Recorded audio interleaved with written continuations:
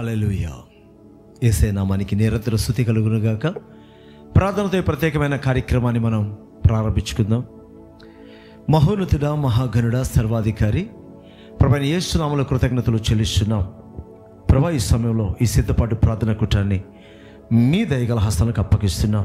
నీవే మాకు తోడుగా ఉండి నీ నామ మహిమార్థమై ఈ కార్యక్రమానికి ఆరంభం నుంచి ముగింపు వరకు నీ ప్రసన్నత తోడుగా ఉంచి అద్భుతంగా జరిగించమని మేము ప్రార్థన చేస్తున్నాం. ప్రభా, నువ్వు నడిపించిన నీ ప్రియ ప్రజల నిమిత్తమై స్తోత్రం. రావాల్సిన వారిని త్వరగా నడిపించండి. శ్రేష్టమైన నీ నామాన్ని ప్రభా స్తుతించగలిగిన భాగ్యాన్ని మాకివ్వండి. నీ మాటలు అయ్యా అయ్యా తండ్రి, నీ జీవవాక్కులను సమృద్ధిగా ఈ రాత్రి మాకు అనుగ్రహించమని వేడుకుంటున్నాం. మేమందరము కలిసి ప్రార్థన చేయడానికి నీ సహాయం అనుగ్రహించమని క్రీస్తు యేసు నామములో వేడుకుంటున్నాం పరమ తండ్రి, ఆమేన్. ప్రభుకు మహిమ కలుగునుగాక. చక్కగా ప్రభును స్తుతిద్దాం, దేవుని యొక్క మాటలు విందాం. అందరూ కలిసి ప్రార్థన చేయడానికి మన మనస్సులను హృదయములను వాక్యము చేత మనము సిద్ధం చేసుకుందాం. దేవునికి స్తోత్రం. దేవునామములో మీ అందరికీ వందనాలండి. ఈ సమయంలో ఒక పాట పాడుకొని దేవుని మహిమపరుద్దాము. అందరికి తెలిసిన పాట, ప్రార్థన వలనే పయనం అనే పాట పాడుకుంటూ దేవుని మహిమపరుద్దాం. ప్రార్థన వలనే పయనము, ప్రార్థనే ప్రాకారము, ప్రార్థనే ప్రాధాన్యము, ప్రార్థన లేనిదే పరాజయం.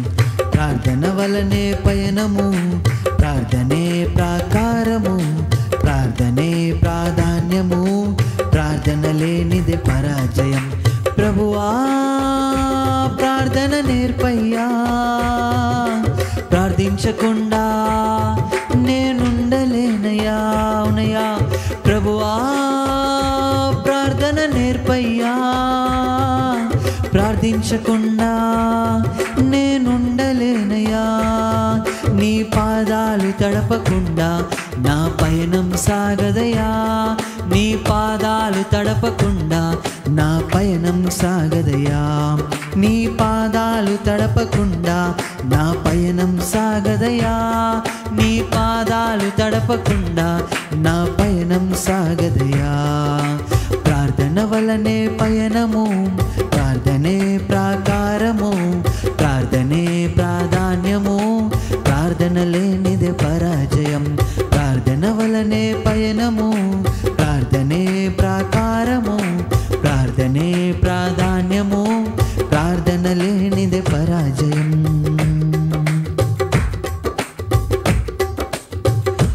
ఓ ప్రార్థనలో నాటునది పెళ్ళగించుట సాధ్యము, ప్రార్థనలో పోరాడునది పొందకపోవుట సాధ్యము. ప్రార్థనలో నాటునది పెళ్ళగించుట సాధ్యము, ప్రార్థనలో పోరాడునది పొందకపోవుట సాధ్యము. ప్రార్థనలో ప్రాకులాడునది పతనమవుట సాధ్యము, ప్రార్థనలో ప్రాకులాడునది పతనమవుట సాధ్యము. ప్రార్థనలో పదునైనది పని చేయకపోవుట సాధ్యము, ప్రార్థనలో పదునైనది పని చేయకపోవుట సాధ్యము. ప్రభువా ప్రార్థన నేర్పయ్యా, ప్రార్థించకుండా నేనుండలేనయ్యా. అవునయ్యా ప్రభువా ప్రార్థన నేర్పయ్యా, ప్రార్థించకుండా నేనుండలేనయ్యా. నీ పాదాలు తడపకుండా నా పయనం సాగదయ్యా. నీ పాదాలు తడపకుండా నా పయనం సాగదయ్యా. ప్రార్థన వలనే పయనము, ప్రార్థనే ప్రాకారము, ప్రార్థనే ప్రాధాన్యము, ప్రార్థన లేనిదే పరాజయం. ప్రార్థన వలనే పయనము, ప్రార్థనే ప్రాకారము, ప్రార్థనే ప్రాధాన్యము, ప్రార్థన లేనిదే పరాజయం.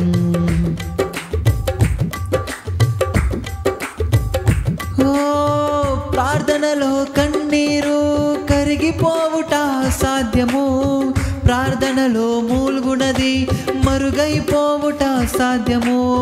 ప్రార్థనలో కన్నీరు తరిగిపోవుట సాధ్యము, ప్రార్థనలో మూల్గునది మరుగైపోవుట సాధ్యము. ప్రార్థనలో నలిగితే నష్టపోవుట సాధ్యము, ప్రార్థనలో నలిగితే నష్టపోవుట సాధ్యము. ప్రార్థనలో పెనుగులాడితే పడిపోవుట సాధ్యము, ప్రార్థనలో పెనుగులాడితే పడిపోవుట సాధ్యము. ప్రభువా ప్రార్థన నేర్పయ్యా, ప్రార్థించకుండా నేనుండలేనయ్యా. అవునయ్యా ప్రభువా ప్రార్థన నేర్పయ్యా, ప్రార్థించకుండా నేనుండలేనయ్యా. నీ పాదాలు తడపకుండా నా పయనం సాగదయ్యా, నీ పాదాలు తడపకుండా నా పయనం సాగదయ్యా. ప్రార్థన వలనే పయనము, ప్రార్థనే ప్రాకారము, ప్రార్థనే ప్రాధాన్యము, ప్రార్థన లేనిదే పరాజయం. ప్రార్థన వలనే పయనము, ప్రార్థనే ప్రాకారము, ప్రార్థనే ప్రాధాన్యము, ప్రార్థన లేనిదే పరాజయం. ప్రభువా ప్రార్థన నేర్పయ్యా, ప్రార్థించకుండా నేనుండలేనయ్యా. అడుగుదామా ప్రభువా ప్రార్థన నేర్పయ్యా, ప్రార్థించకుండా నేనుండలేనయ్యా. నీ పాదాలు తడపకుండా నా పయనం సాగదయ్యా, నీ పాదాలు తడపకుండా నా పయనం సాగదయ్యా. అవునయ్యా నీ పాదాలు తడపకుండా నా పయనం సాగదయ్యా, నీ పాదాలు తడపకుండా నా పయనం సాగదయ్యా. ప్రార్థన వలనే పయనము, ప్రార్థనే ప్రాకారము, ప్రార్థనే ప్రాధాన్యము, ప్రార్థన లేనిదే పరాజయం. ప్రార్థన వలనే పయనము, ప్రార్థనే ప్రాకారము, ప్రార్థనే ప్రాధాన్యము, ప్రార్థన లేనిదే పరాజయం. ప్రభువా ప్రార్థన నేర్పయ్యా, ప్రార్థించకుండా నేనుండలేనయ్యా. ప్రభువా ప్రార్థన నేర్పయ్యా, ప్రార్థించకుండా నేనుండలేనయ్యా. నీ పాదాలు తడపకుండా నా పయనం సాగదయ్యా, నీ పాదాలు తడపకుండా నా పయనం సాగదయ్యా. హల్లెలూయా హల్లెలూయా. దేవునికి స్తోత్రం. పరిశుద్ధ గ్రంథంలో ఈ సమయంలో మన కొరకు ప్రభు సిద్ధపరిచిన వాక్యం చూద్దామండి. 145వ కీర్తన 18వ వచనాన్ని చదువుకుందాం. 145వ కీర్తన 18వ వచనం. తనకు మొరపెట్టు వారికి అందరికీ తనకు నిజముగా మొరపెట్టు వారికి అందరికీ యెహోవా సమీపముగా ఉన్నాడు. వాక్యం దీవించుగాక.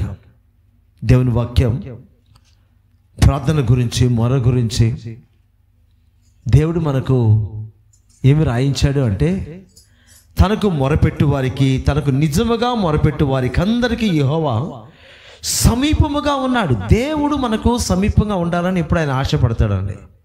దేవుడు తన ప్రజలకు దూరంగా ఉండాలని ఎప్పుడైనా అనుకోడు. ఆయన చేత విమోచింపబడిన ప్రజలకు ఆయన బహు సమీపముగా ఉండాలని ఆయన కోరుకునే దేవుడిగా ఉన్నాడు. అయితే ఆయన ప్రజలు ఆయనకు మొరపెట్టాలా అన్నది కూడా ఆయనకు ఉద్దేశం. అయితే ఎలా మొరపెట్టాలని ఆయన కోరుకుంటున్నాడు అనేది మనం చూస్తే, తనకు మొరపెట్టు వారికి, తనకు నిజముగా మొరపెట్టు వారందరికీ యెహోవా సమీపముగా ఉన్నాడు. కాబట్టి దేవుడు ఎలాంటి ప్రార్థన, ఎలాంటి ఆరాధన, ఎటువంటి మొర, ఎటువంటి విజ్ఞాపన, అది ఏదైనా కావచ్చు, మనం ఆయన తెలియపరిచేది ఏదైనా కావచ్చు, అది యథార్థముగా ఉండాలని, లేక నిజముగా ఉండాలని దేవుడు కోరుకుంటున్నాడు.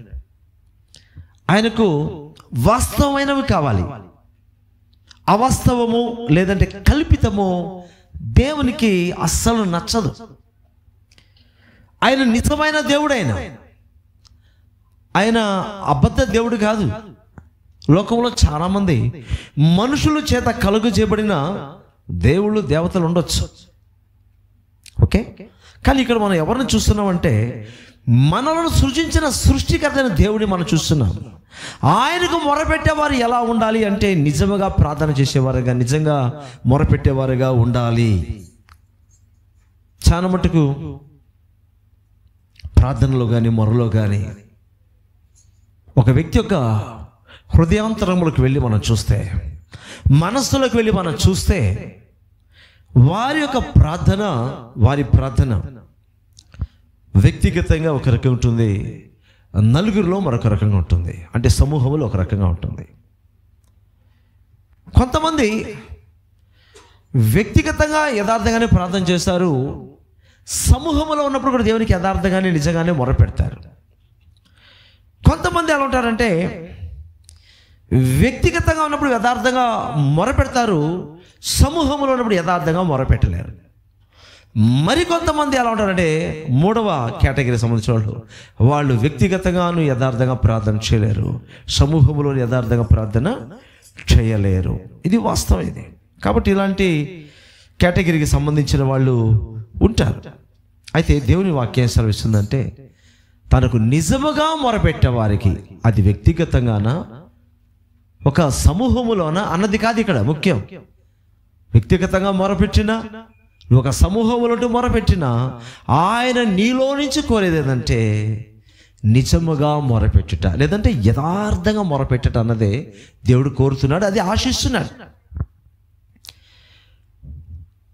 చాలా వరకు కూడా ప్రార్థన, కొన్ని ప్రార్థనలు ఎలా ఉంటాయంటే దేవుడు మెచ్చే రీతిగా ప్రార్థన చాలా తక్కువగా ఉంటుంది, మనుషులు మెచ్చుకోవాలనే ప్రార్థన చాలా ఎక్కువగా ఉంటుంది. సహజంగా దేవుని ప్రజల్లో జరిగే పొరపాట్లు చెప్తున్నాను నేను. ఎక్కువ శాతం మొత్తం టోటల్గా మనం చూసినప్పుడు ఇలాంటి పరిస్థితులు చాలా చోట మేము గమనిస్తూ ఉంటాం. అప్పుడే అర్థమవుతుంది ఇది దేవుని సంతోషపరిచే ప్రార్థన కాదు, కానీ మనుషులను సంతోషపెట్టాలని ప్రయత్నం చేసే ప్రార్థనగా ఉంది అని అనిపిస్తుంది. మనుషులకు భయపడి అలా ప్రార్థన చేయడమో, లేకపోతే మనుషుల్ని సంతోషపెట్టాలని అలా ప్రార్థన చేయడమో కొన్ని సందర్భాల్లో ఉంటుందండి. అందులోనే ఆ ప్రార్థనలోనే మనుషులను పొగట్టం కూడా ఉంటుంది. ప్రార్థనలో మాటలతో పొగట్టం వేరే, ప్రార్థనలు కూడా పొగుడుతారు కొంతమంది. మీరు ఎప్పుడు గమనించాడో ప్రార్థన చేస్తే విపరీతంగా పొగిడేస్తుంటారు, అది ప్రార్థనలో. ఈ రాత్రి దేవుడు అంటున్నాడు, ఇలా చెప్పుకుంటూ పోతే ఎన్నో చెప్పచ్చు. పరిశుద్ధ ఆత్మదేవుడు మనకు బయలుపరిచేస్తాడు. ఆ ప్రార్థన వింటున్నప్పుడే మనకు అర్థమవుతుంది ఇది నిజంగా దేవునికి ప్రార్థన చేస్తున్నారా, దేవుడు మెచ్చాలని ప్రార్థన చేస్తున్నారా, దేవుడు వినాలని ప్రార్థన చేస్తారు, లేకపోతే మనుషులు వినాలని ప్రార్థన చేస్తారు, లేకపోతే మనుషులు మెచ్చుకోవాలని ప్రార్థన చేస్తున్నారు, లేకపోతే ఎవరైనా ముఖస్తుతి చేస్తూ ప్రార్థన చేస్తున్నారా, ఎవరైనా పొగుడుతూ ప్రార్థన చేస్తున్నారా, లేదా తమ యొక్క టాలెంట్ను బయట ప్రదర్శించుకోవాలని ప్రార్థన చేస్తున్నారా, మనకు ఖచ్చితంగా అర్థమైపోతుంది. మనకే అర్థమవుతున్నప్పుడు దేవునికి అర్థం కాదా? మనం ఎవరికి ప్రార్థన చేస్తున్నాం అని ఒక్కసారి ఒక్క నిమిషం ఆలోచిస్తే మన దేవుడు నిజ దేవుడు. హల్లెలూయా. ఆయన నిజమైన దేవుడు, ఆయన సృష్టికర్త, ఆయన ఉన్నవాడు, ఆయన ఉన్నవాడు, ఉన్నాడు, ఇప్పుడు ఉన్నాడు. సృష్టి ఆరంభం నుంచి సృష్టి ముగింపు వరకు సృష్టికైనా ఆరంభం అంత ఉంటుంది, కానీ దేవునికి ఆరంభం లేదు, అంతము లేదు.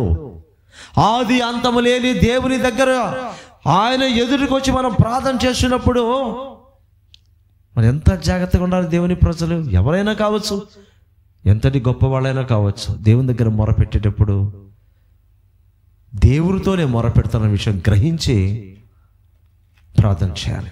ఇప్పటికీ క్రైస్తవులు అనబడిన వాళ్ళకి దేవుని గురించి సరిగా అవగాహన లేదంటే ఇక అన్ని జనులకే ఉంటుందండి. ఒక్కటి ప్రార్థన చేసే మనం ఎందుకు ఇక టాపిక్ ఎత్తానంటే క్రైస్తవులు అనబడిన వారికి, బైబిల్ చదువుతున్నా అన్న వాళ్ళకు కూడా దేవునికి సరిగా అవగాహన లేదు. దేవుడు ఉన్నవాడు, దేవుడు సర్వశక్తిమంతుడు, దేవుడు నిన్న నేడు యుగాలు ఏకరీతిగా ఉన్నవాడు, ఆయన ద్వారా సమస్తము కలిగింది. మనకు ముందున్నవి కలిగాయి, మన తరతున్నవి కూడా కలుగబోతున్నాయి. మొత్తం ఆయన ద్వారా కలిగింది. ఆయన ఉన్నాడు, ఆయన వాస్తవం. అవాస్తవికమైనటువంటి దేవునికి మనం ప్రార్థన చేయట్లేదు, వాస్తవికమైన దేవునికి మనం ప్రార్థన చేస్తున్నాం. ఆయన ఇప్పుడు కూడా మన తలంపులు ఎరిగి ఉన్నాడు, మన హృదయాన్ని ఎరిగి ఉన్నాడు, మనతో మాట్లాడుతున్నాడు. ఆయన మనం బలపరుస్తున్నాడు. ఆయనకి మనం ప్రార్థన చేస్తున్నాం. దేవునికి మహిమ కలుగునుగాక. అయితే ఈరోజు మనం చూస్తున్నటువంటి విషయం ఏంటంటే, నిజమైన దేవుడు ఆయన. ఆ నిజమైన దేవునికి నిజమైన ప్రార్థన చేయాలి. ఏంటి? నిజమైన దేవునికి నిజమైన ప్రార్థన చేయాలి. మన దేవుడు అబద్ధం కాదు. మన అబద్ధపు ప్రార్థన చేయడానికి, లేనిపోయి కల్పించి ప్రార్థించడానికి ఆయన అబద్ధపు దేవుడు, కల్పితపు దేవుడు కాదు. ఆయన నిజమైన దేవుడు, మనం సృజించిన సృష్టికర్త, సర్వ జీవరాశిని సృష్టించిన సృష్టికర్త, సమస్తాన్ని కలుగు చేసిన సృష్టికర్త. ఆయన ఉన్నాడు, ఆయన సజీవుడు. ఆయన ఒకే క్షణంలో ప్రపంచంలో తనకి ఎంతమంది లక్షల కోట్ల మంది మొరపెట్టిన ఏకరీతిగా వినగల దేవుడు. ఇదే సమయంలో ఎన్ని చోట్ల స్థానిక సంఘాల్లో పరిచయం జరిగిన అక్కడంతా ఉంటాడు ఆయన. ఇక్కడే కాదు, ఈ ప్రపంచంలో ఎన్ని చోట్ల, ఎన్ని దేశాల్లో ఎంతమంది ప్రజలు ఈ సమయంలో వాళ్ళ ప్రార్థనలో కూడుకుంటున్నారో, వాక్యం చెప్తున్నారో, చిన్న కూటం కావచ్చు, మహాసభలు కావచ్చు, అక్కడ ఆయన ఉంటాడు. అర్థమవుతుందా? ఆయనకి ఈరోజు మనం ప్రార్థన చేస్తున్నాం. నిజ దేవునికి నిజ ప్రార్థన. ఆయన నిజమైన దేవుడని కొంతమంది గ్రహించారు, కానీ ఈరోజు దేవుని ప్రజలు అనబడిన వాళ్ళు సరిగ్గా గ్రహించలేకపోతున్నారు. చూడండి, మత్తయి సువార్త 27:54 చూద్దామా? మత్తయి సువార్త 27వ అధ్యాయము 54వ వచనం. శతాధిపతియు అతనితో కూడా యేసునకు కావలి ఉన్నవారును భూకంపము జరిగిన కార్యములన్నిటిని చూచి జరిగిన కార్యములన్నిటిని చూచి మిక్కిలి భయపడి నిజముగా ఈయన దేవుని కుమారుడని చెప్పుకొనిరి. ఏం జరిగిందంట? యేసుక్రీస్తు వారు సిలువ వేయబడినటువంటి సంఘటనలు మనం చూస్తున్నాం. యేసుప్రభువు వారు సిలువలో సమస్త మానవాళి కొరకు, పాప క్షమాపణ కొరకు తన్ను తాను బలిగా అర్పించుకున్న ఆ సందర్భంలో మనం చూస్తున్నాం. ఆయన బిగ్గరగా కేక వేసి తన ప్రాణం విడిచాడు సిలువలో. అలా విడిచినప్పుడు ఏం జరిగింది? భూకంపం కలిగింది, బండలు బద్దలైపోయాయి, దేవాలయపు తెర పైనుంది కిందకి రెండుగా చినిగిపోయింది, సమాధులు తెరవబడ్డాయి, సమాధుల నుంచి పరిశుద్ధుల శరీరాలు లేచాయి. యేసుప్రభువు తిరిగి లేచిన తర్వాత ఆ లేచిన వారు పట్టణంలోకి వెళ్ళి, యెరూషలేములోకి వెళ్ళి అందరు కనిపించి వెళ్ళిపోయారు. సో ఇక్కడ సిలువ దగ్గర సంఘటన మనం చూస్తే ఇది జరిగినదంతా చూసి అక్కడ ఎవరున్నారంట? శతాధిపతియు అతనితో కూడా యేసునకు కావలి ఉన్నవారును జరిగినవన్నీ చూసి వడిచిన సాక్ష్యం ఏమిటో తెలుసా? నిజముగా దేవుని కుమారుడని చెప్పుకొనిరి. దానికి ముందు ఏం జరిగింది? మిక్కిలి భయపడి నిజముగా ఈయన దేవుని కుమారుడే అని చెప్పుకున్నారంట. ఎవరు వాళ్ళు చెప్పుకున్నది? శతాధిపతి, కావలివారు. ఎవరు వీళ్ళందరూ? రోమియోలండి. రోమా సైనికులు, రోమా శతాధిపతి. ఎవరు వీళ్ళు? ఇశ్రాయేలులా, యూదులా? కాదు, అన్యజనులు, విదేశీయులు, వేరే దేశానికి సంబంధించిన వాళ్ళు. రోమియోలు అన్యులు, మనలాంటి అన్యులే వాళ్ళు కూడా. మరొకప్పుడు ఎలాగైతే అన్యులుగా మనం వేసే నమ్ముకోకముందు వాళ్ళు కూడా అన్యులే. అయితే వాళ్ళు అన్యులు మాత్రమే కాకుండా ఇంకా మనం గమనిస్తే చాలా కఠోరమైన హృదయం కలిగిన వాళ్ళు, ఎంత భయంకరమైన పని చేయడానికి సిద్ధం వాళ్ళు. సరేనా? అంత భయంకరమైన మనస్తత్వం. వీళ్ళు మనుషుల దెయ్యాలు అంటాం కొంతమంది చూసి. మనుషులైతే పనులు చేయరురా, దెయ్యాలు అయితే పని చేస్తారు, లేకపోతే వీళ్ళు రాక్షసులు లాంటి వాళ్ళేమో అని రకరకాల మనకు తెలిసిన పదాలని వాడతాం కొంతమందికి. మనుషుల యొక్క స్వభావం లేకుండా దారుణమైనటువంటి మృగాల కన్నా భయంకరమైనటువంటి స్వభావం కలిగిన వారు రోమా సైనికులు. చిన్న లేదు పెద్ద లేదు, నరికేసేమంటే నరికేస్తారు, పొడి చేయమంటే పొడి చేస్తారు. దారుణమైన చరిత్ర ప్రకారం చూస్తే చాలా దారుణమైన పరిస్థితులు ఉన్నాయి. శతాధిపతి, అలాంటి సైనికుల మీద 100 మంది సైనికులు ఒక అధిపతి, ఆయన కూడా వాళ్ళందరూ భయపడి దేవుని కార్యానికి భయపడ్డారు. ఇదేంది, ఈయన కేకేసి తన తండ్రికి ఆత్మను అప్పగించుకుంటే భూమి కదిలిపోయింది, పర్వతం కదిలిపోతుంది, కల్వరి కొండ కదిలిపోతుంది, బండలన్నీ పగిలిపోతున్నాయి. దేవాలయంలో అదే సమయంలో యాజకత్వం జరిగే సమయం అది. యాజకులు దేవాలయం నుండి యాజకత్వం చేస్తుంటారు. ఆ సమయంలో ఒక్కసారి చిరిగిపోయింది తెర. దానికి ఆధ్యాత్మిక భావాలు వేరే ఉంటాయి. బట్ మన సబ్జెక్ట్ మనం చూసుకుందాం ఈరోజు. ఇన్ని చూసి వాళ్ళకి ఏం కలిగిందంట? భయం కలిగింది. అన్యులైన వాళ్ళకి, అంత కర్ణ కఠోరమైన హృదయం కలిగిన వారికి, మనస్సే లేని రాక్షసు లాంటి మనుషులకి ఏం కలిగిందంట? భయము కలిగి వాళ్ళు అక్కడ గుర్తించారు, ఈయన నిజముగా దేవుని కుమారుడు. హల్లెలూయా, నిజముగా దేవుని కుమారుడు. ఈరోజు దేవునికి ప్రార్థన చేస్తున్న మనలో భయం ఉందా? వాళ్ళు భయపడ్డారు. దేవుడు ఎన్నో అద్భుతమైన కార్యాలు చేస్తున్నాడు, మనం అనుభవిస్తున్నాం. ఇక్కడే దేవుని ఆలయంలో సాక్ష్యాలు వింటున్నాం, అనేకమైన సాక్ష్యాలు అనేకులు చెప్తుంటే వింటున్నాం. అమ్మో, దేవుడు ఇంత గొప్ప దేవుడా, నేను ఆరాధించే దేవుడు, నేను ప్రార్థించే దేవుడు, ఇంత గొప్ప దేవుడు, నిజమైన దేవుడు, మాట్లాడే దేవుడు, ఈయన ఇంత గొప్ప దేవుడు నేను కలిగి ఉన్నాను అనే భయం ఎంతవరకు ఈరోజు దేవుని ప్రజలు ఉంటుంది? నిజంగా ఆ భయం ఉంటే నిజముగా ఆయన దేవుని కుమారుని గుర్తిస్తారు. నిజముగా ఆయన దేవుని కుమారుని దేవుడిని గుర్తిస్తే నిజముగా ప్రార్థన చేస్తారు. అది గుర్తించినప్పుడు నిజంగా ప్రార్థన రాదు. భయం లేకపోతే నిజమైన ప్రార్థన రాదు. ఆయన నిజంగా దేవుని కుమారుడు అనే విశ్వాసము లేకపోతే నిజమైన ప్రార్థన రాదు. ఆటలు అయిపోతున్నాయి దినాల్లో ప్రార్థన అంటే ఎట్లా ఉందో తెలుసా? ప్రజెంట్ డేస్లో ప్రార్థన అంటే ఎట్లా అయిపోయిందంటే, ప్రార్థన అంటే ఒక మంత్రంతో సమానం అయిపోయింది.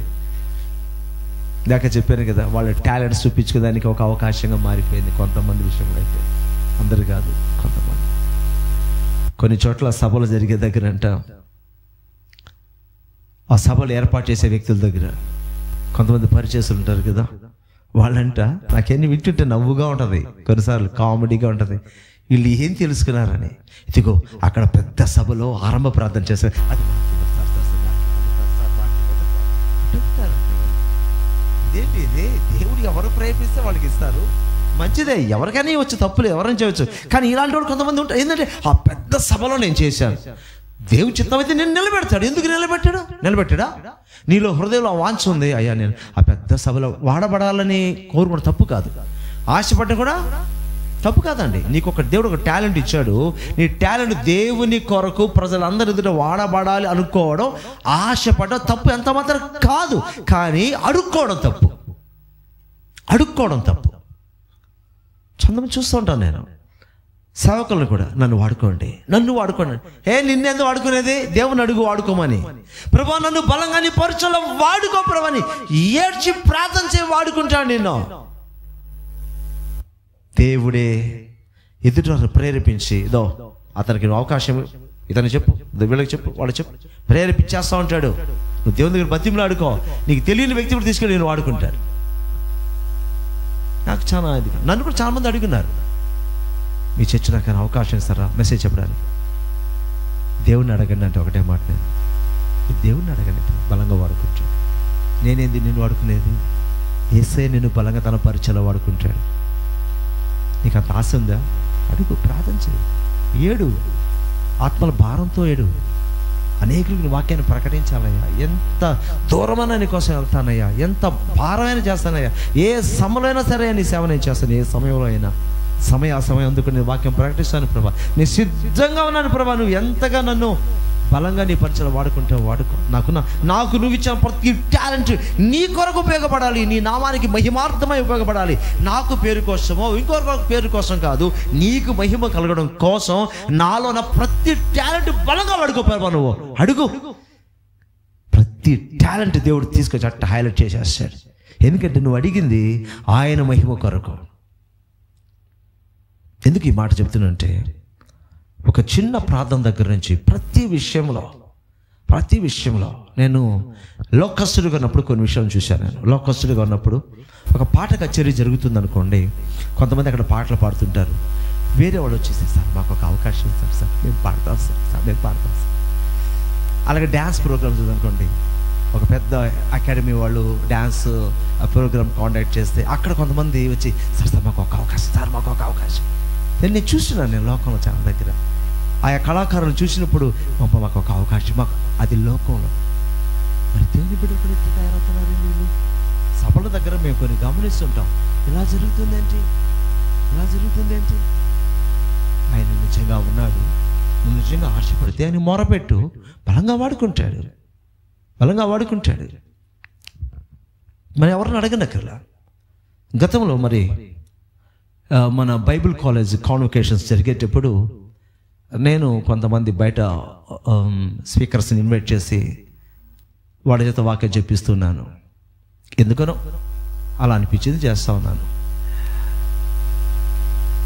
అయితే ఒకసారి తల్లి గారు, కాంతమ్మ గారు ఏం చెప్పారంటే, పాస్టర్ గారు మీరు ఎవరెవరినో తీసుకొస్తున్నారు, నేను వాళ్ళని చెప్పట్లేదు, కానీ మీరు చెప్తే బాగుంటుంది పాస్టర్ గారు, మీరు చెప్పండి అని 2 నిమిషాలు చెప్పారు. అప్పట్లో నా దేవుందమ్మా, నేను అంతా నడిపించాలి, బిజీగా ఉంటాను, నేను వాక్యం చెప్పడానికి కుదరదు అన్న. లేదు పాస్టర్ గారు మీరు చెప్పండి. సరే ఒకసారి స్టార్ట్ చేశారు. అలాగా నెక్స్ట్ అలా చెప్తుంటే అక్కడికి వచ్చే చాలామంది మీటింగ్ వచ్చిన వాళ్ళు కావచ్చు, సేవకులు కావచ్చు, లేదంటే మన దగ్గర ఇలాగా ట్రైన్ అప్ అయినటువంటి వాళ్ళు కావచ్చు. తర్వాత రోజు చాలాసార్లు నన్ను చాలామంది ఇన్వైట్ చేశారు. నేను ఎవరి దగ్గర కూడా మైకులో కూడా, మీకు ఎక్కడ మీటింగ్స్ ఉంటే నాకు చెప్పండి, నేను వస్తాను అని ఎక్కడనే చెప్పాను. వాళ్ళు పిలిస్తేనే వాళ్ళు ఎంతోమంది పిలిచారు, ఎన్నో చోట్లకి వెళ్ళాం, ఇతర జిల్లాలు, ఇతర రాష్ట్రాలకు వెళ్ళి వాడబడిన సందర్భాలు ఉన్నాయి. ఎందుకు చెప్తానంటే, నేను వాళ్ళకేం చెప్పలే, నేనే అడగల. వాళ్ళ హృదయంలో దేవుడు కార్యం చేశాడు అంతే. విన్నారు, కదిలింపబడ్డారు, హృదయంలో దేవుడు కార్యం చేశాడు, పలానా సందర్భంలో దేవుడు ప్రేరేపించాడు, తీసుకెళ్ళి వాడుకుంటారు అంతే. సో మన దేవుడు నిజమైన దేవుడు. ఆయనకు ప్రతి విషయంలో మనం నిజంగా ఉంటే మన జీవితం ఎంత ఆశీర్వాదకరంగా ఉంటాయి. లేట్ అయినా పర్వాలా, ఆయన ద్వారా మనం నడిపింపడే వ్యక్తులుగా ఉండాలి. మనం ఆయనకు ప్రార్థన చేసే సమయంలో భయం, రోమా సైనికులు ఎటువంటి భయానికి గురయ్యారు, వాళ్ళు అంత భయంకరమైన వ్యక్తులే భయపడ్డారు దేవుని కార్యాలకు. ఈరోజు దేవుని తెలుసుకున్నాం, దేవుని ఎరుగున్నాం అన్న వాళ్ళే దేవుని కార్యాలు కళ్ళారా చూస్తూ కూడా భయపడ్డారు. ఈరోజు కదా, ఆ దినాలు కూడా అంతే. మేము దేవుని ప్రజలను చెప్పుకునే వాళ్ళందరూ కూడా భయపడలేం. ఆఖరికి యేసుక్రీస్తు వారి గురించి ఏం చెప్పారు? ఇదిగో భద్రంగా వేయండి, బాగా సీలు వేయండి ఆ సమాధికి.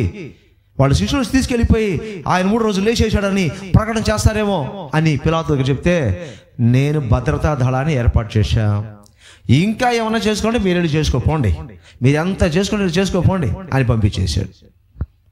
ఆయన పునరుత్థానాన్ని ఆపగలిగారా? ఎవరు ఆపరు. ఆయన చెప్పింది చేశాడు అంతే. ఎందుకంటే ఆయన నిజముగా దేవుని కుమారుడు. ఆయన్నే మనం కలిగి ఉన్నాం. ఆయనకే మనం ప్రార్థన చేసేది. ఇప్పుడు ఈ విషయం తెలిస్తే మనం నిజంగా ప్రార్థన చేయడం, ఉత్తత్వ ప్రార్థన ఎట్లా చేస్తాం?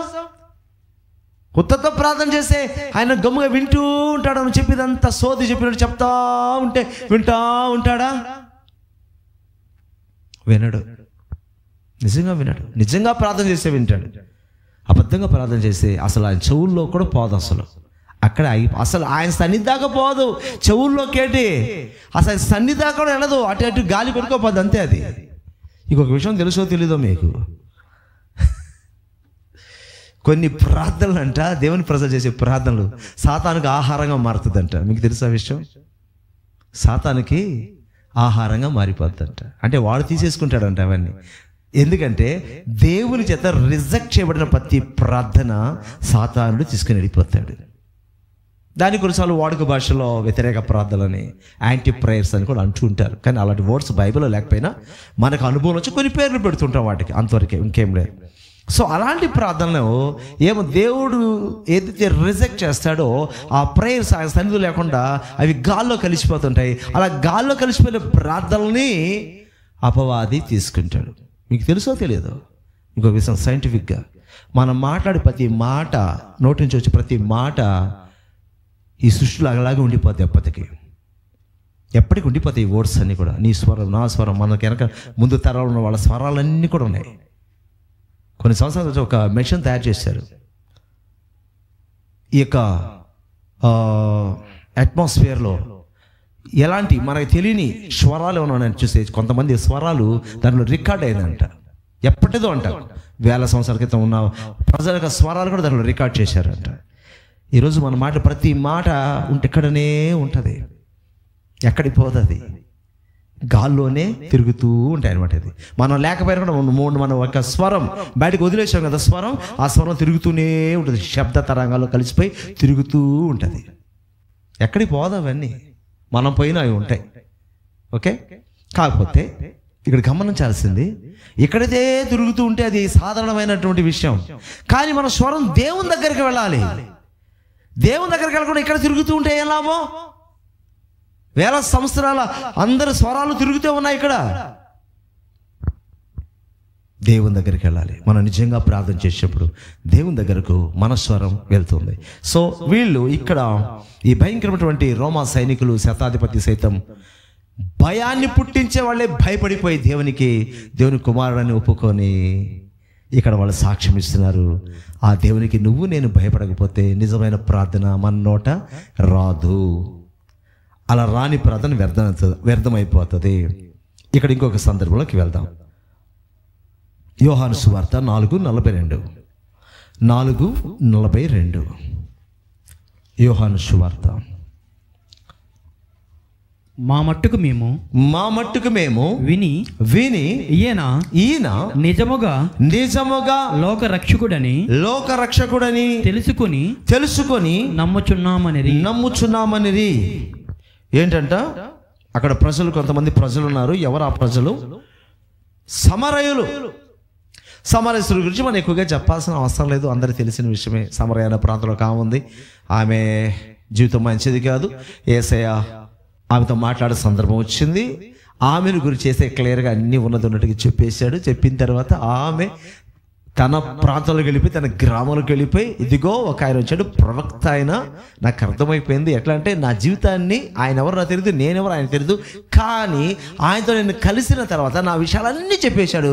నిజంగా ఆయన ప్రవక్త, ఈయన గొప్ప వ్యక్తి అని చెప్పిన తర్వాత వాళ్ళందరూ యేసయ్య దగ్గరికి వచ్చారు. వచ్చి తమ ప్రాంతాన్ని ఉండమని కోరుకున్నారు. యేసుక్రీస్తు వారు వాళ్ళు ఆ యొక్క సమరయులు ఉన్న ప్రాంతానికి వచ్చారు. అక్కడ 2 రోజులు వాళ్ళతో గడిపి వాళ్ళకి బోధించాడు. వాళ్ళందరూ విని ఏమంటున్నారంటే, అమ్మా ఇదిగో నువ్వు చెప్పిన దాన్ని బట్టి కాదు, ఇప్పుడు మా మట్టుకు మేము విని ఈయన నిజముగా లోక రక్షకుడని మేము నమ్ముచున్నాము. ఎవరు వీళ్ళు? సమరయులు. సమరయులు అంటే యూదులు అంటరాని వారిగా చూసేవాళ్ళు అనమాట. యూదులు వీళ్ళని అంటరాని వాళ్ళుగా చూస్తారు. సమాజంలో కూడా వస్తే వాళ్ళు ఒప్పుకోరు, చాలా చులకనగా చూస్తారు సమరయుల్ని. వెలువేయబడినటువంటి ప్రజలు లాంటి వాళ్ళు వీళ్ళు. హీన స్థితిలో ఉన్నటువంటి ప్రజలు వీళ్ళు. అట్టడుగు స్థాయికి సంబంధించిన ప్రజలు వీళ్ళు. సమాజంలో వీళ్ళకి విలువ లేదు. విలువ లేని మనుషులు, తృణీకరింపబడిన వారు, త్రోసివేయబడిన వారు అంటుంటాం కదా, అలాంటి స్థితిలో ఉన్న వారు వీళ్ళు. అలాంటి వారు ఏం తెలుసుకున్నారు తెలుసా?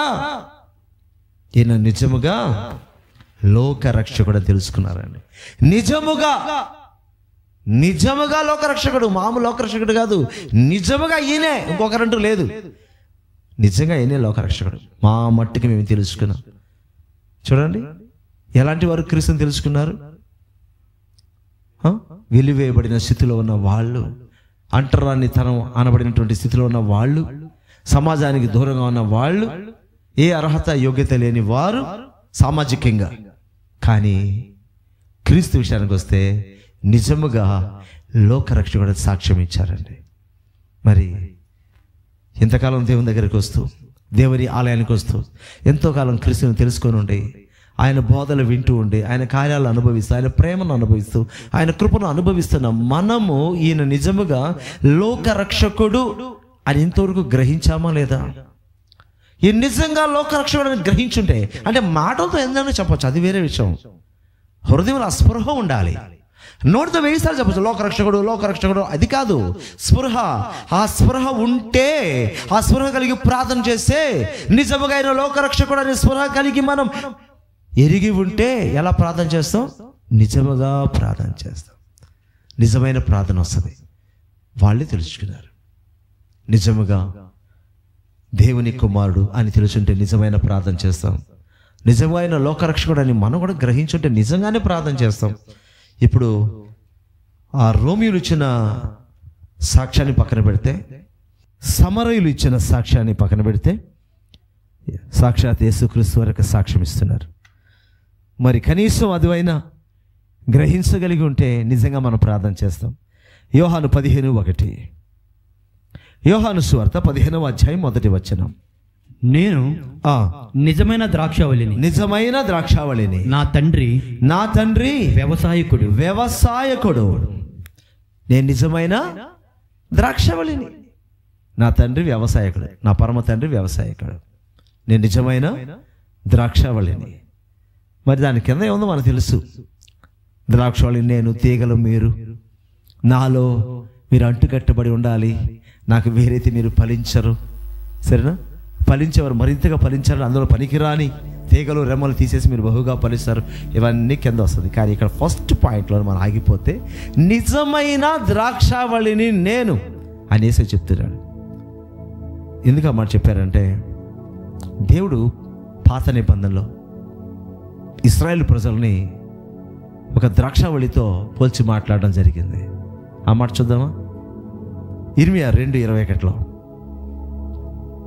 దేవుడు చాలా ఆశపడ్డాడు, ఆ జనాంగం మీద చాలా ఆశ పెట్టుకున్నాడు. ఆయన సృష్టికర్త అనే దేవుడు ఒక జనాంగాన్ని ప్రత్యేకపరిచాడు. ఇర్మియా 2:21.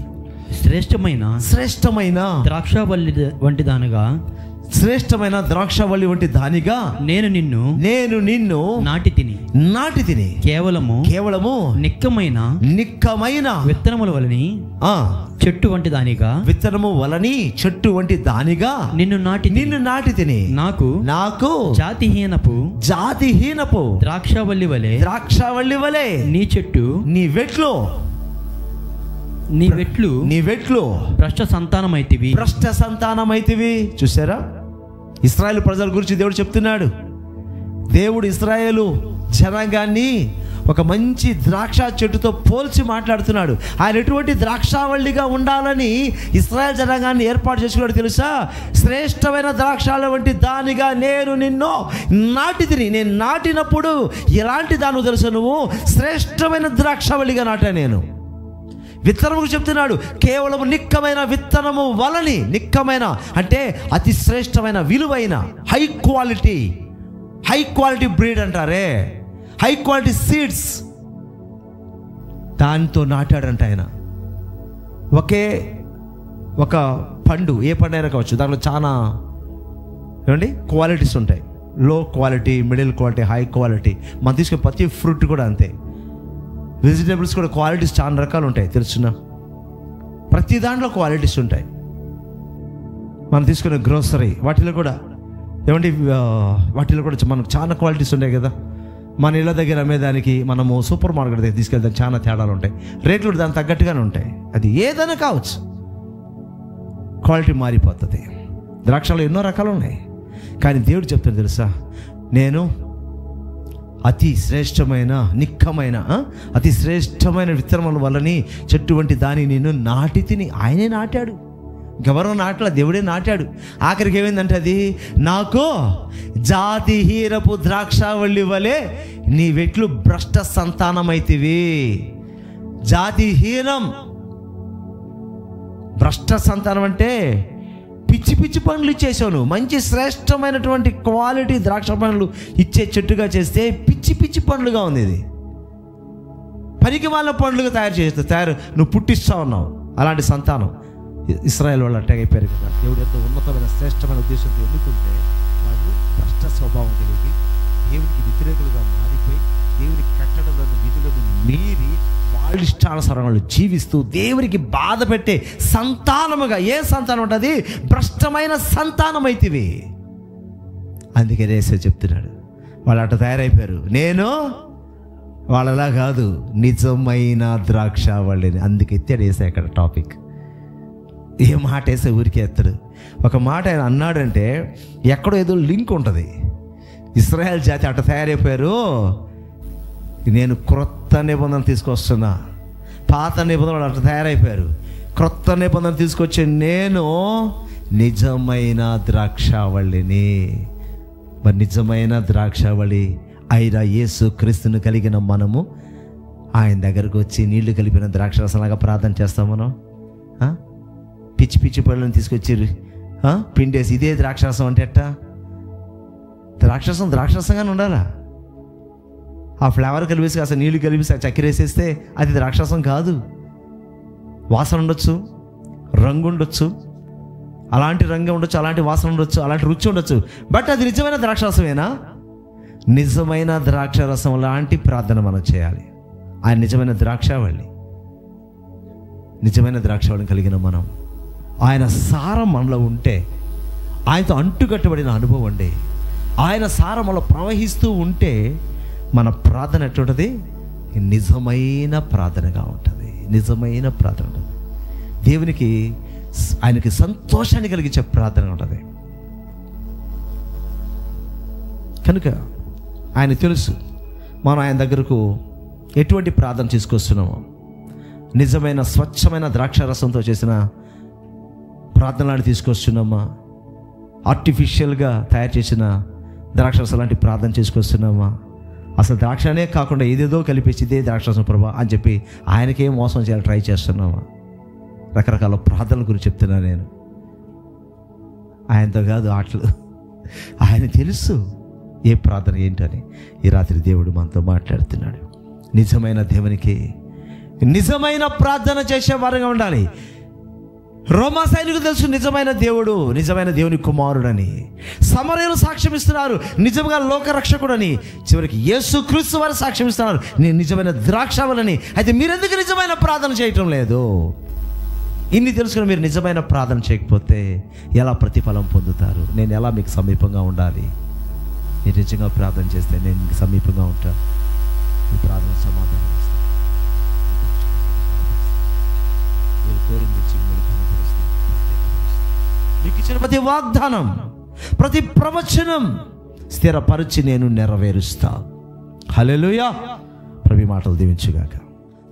చివరి ప్రార్థన ఆశీర్వాదంతో ఈ కార్యక్రమాన్ని మనం పూర్తి చేసుకుందాం. నాతో ఏకీభవించండి. కృపగల రాజా, దయగల మా తండ్రి, ఇంతవరకు నాయన నీ బలిష్టమైన హస్తం మాకు తోడుగా ఉంచావు. నీ కన్ను దృష్టి మా మీద ఉంచావు ప్రభా. నిన్ను స్తుతించే భాగ్యం మాకు ఇచ్చావు నాయన, స్తోత్రం. చక్కగా నీ మాటలు వినగలిగిన భాగ్యం మాకు ఇచ్చావు నాయన, స్తోత్రం. తండ్రి తండ్రి తండ్రి, నువ్వు నిజమైన దేవుడవో, నీకు నిజముగా మేము ప్రార్థించే వరంగా ఉండాలని ఎంతో చక్కగా నీ వాక్యముల ద్వారా ముఖాముఖిగా మాతో నువ్వు మాట్లాడేందుకై నీకు స్తోత్రాలు చెల్లిస్తున్నాం.